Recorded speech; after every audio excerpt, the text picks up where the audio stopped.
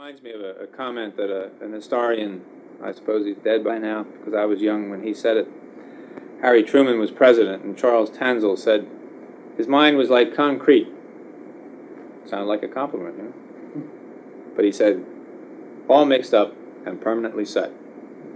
Well, that's almost a compliment to Judge Salas, because his mind seems to be all mixed up, but it never seems to be permanently set. We'll get a ruling, and then he'll go back on the ruling. And, hello. Hi, come on in. Sorry about that. That's okay. She's over at the courtroom, but she'll be over shortly, okay? We're talking about the law and what's going on. Okay? Okay. This is the, Peter's my law clerk, and that's his little girl. And his wife is over in the courtroom listening to the judge's instruction. Right. She's learning about the law. You can go to Dick's office. He's not in today. He's not? Yeah. Just, you know, his secretary might be out front. Just say you're going to sit in there for a few minutes. Okay? Okay. That's okay. Did you continue with that? Or? Okay, sorry. Okay. Okay. So we're talking about Judge Salas, and I don't like to be personal about it in the sense that, you know, we're making accusations about a man, but, you know, it is the man who is the institution. He represents the judicial system that we are having to live under here, so that my feelings about him are not directed at him personally, except that they happen to be personal observations. He's a man who does not seem to be secure in his rulings. He'll make a ruling, we'll try to live by it, and then he'll change it. If we had known from the beginning that we could not do the things that we have not been permitted to do, I'm not sure that we would have participated in any trial at all here. But to go and do all the work we did, and to make the effort we made to respect his rulings and to live under them and by them and not cause a disturbance in his courtroom, was a real chore, because every ruling was demoralizing. It was very hard for the defendants who didn't want to see this thing through the indignities that they had to see it through at each step. It was very hard for them to go on. And I think yesterday it was very brave of them to continue and to have Daniel Berrigan make the eloquent statement that he made. I don't think there could have been too many dry eyes in that courtroom when Daniel Berrigan talked about his roots and his family. And I knew his mother, Frida Berrigan, who was used by the FBI, you know, in the old days. They staked out her hospital room and had the nuns cooperate that if Dan, who was then a fugitive, would come to see his dying mother, they could grab him. But what a woman she was. She put out a directive that he was not to come, that she would die in peace, knowing that he was free. And, you know, there really must be a God.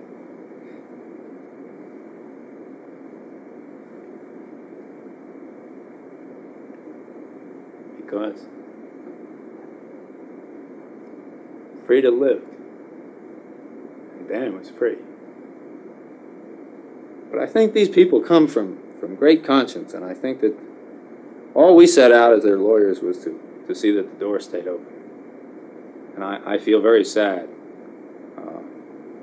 that as a member of the system that's supposed to provide those open doors, that we haven't been able to do that. And that what we have been subjected to in this courtroom will not be aired in the way that it should be. I think the press doesn't understand what happened.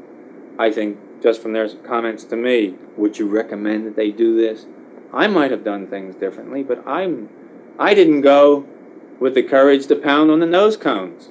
You know, I might do a lot of things differently. I'm worried about my personal security. I don't want to go to jail. I don't want to lose my license to represent other people in court. I'm not so brave as all that. But these people are brave enough to put their lives on the line. And if they want at some point to say we've had enough indignity and we're not going to say another word, I have to respect that.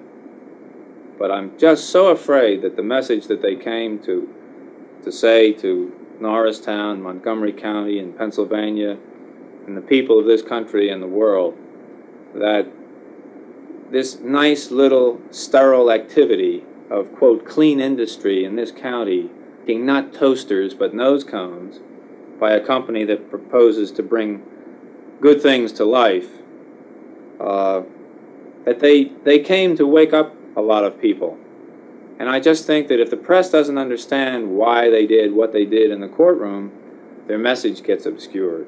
And I think that's a great tragedy.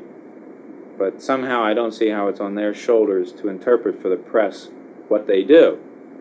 But my conversations with media people, although they're people of goodwill, I think, on the most part. There are a couple of sour people over in the courtroom, but in general they're people of goodwill.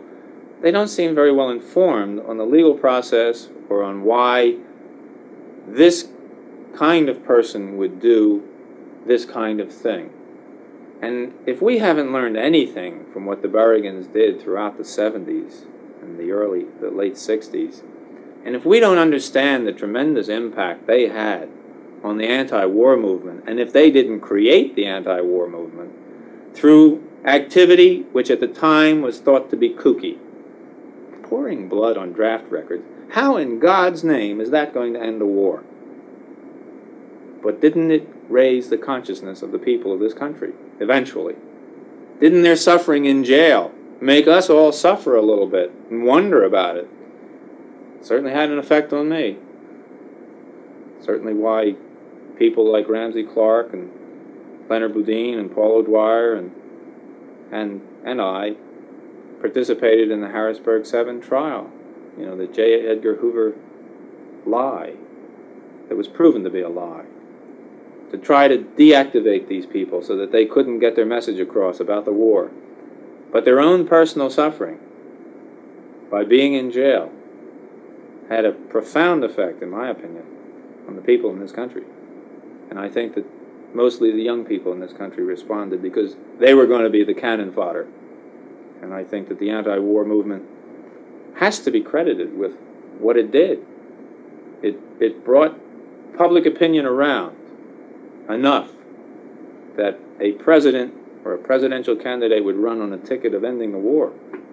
And I don't think that anybody seriously believes anymore, other than our current president, I guess, Mr. Reagan, that that was a lawfully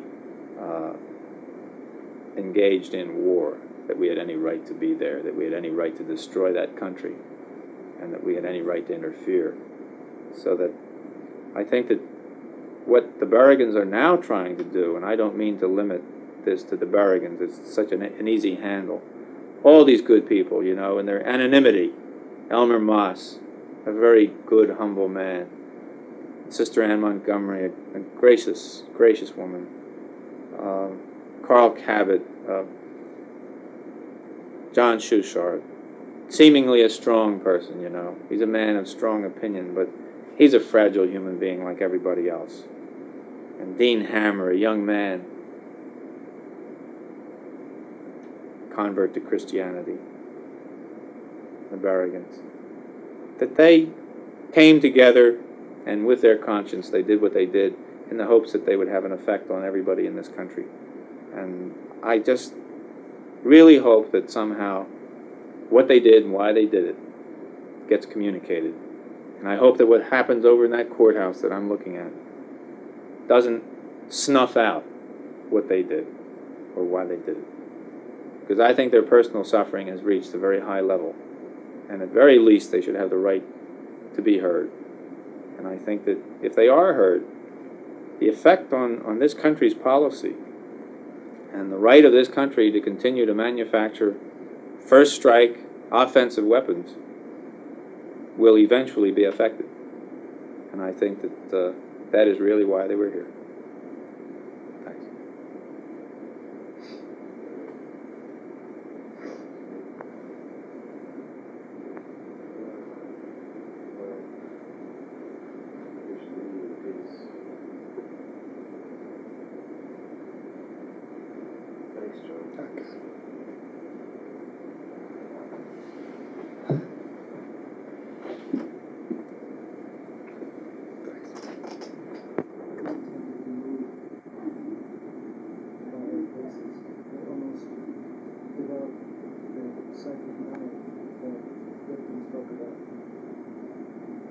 survive. He's got to go back to the court. Got on tape. It's another problem.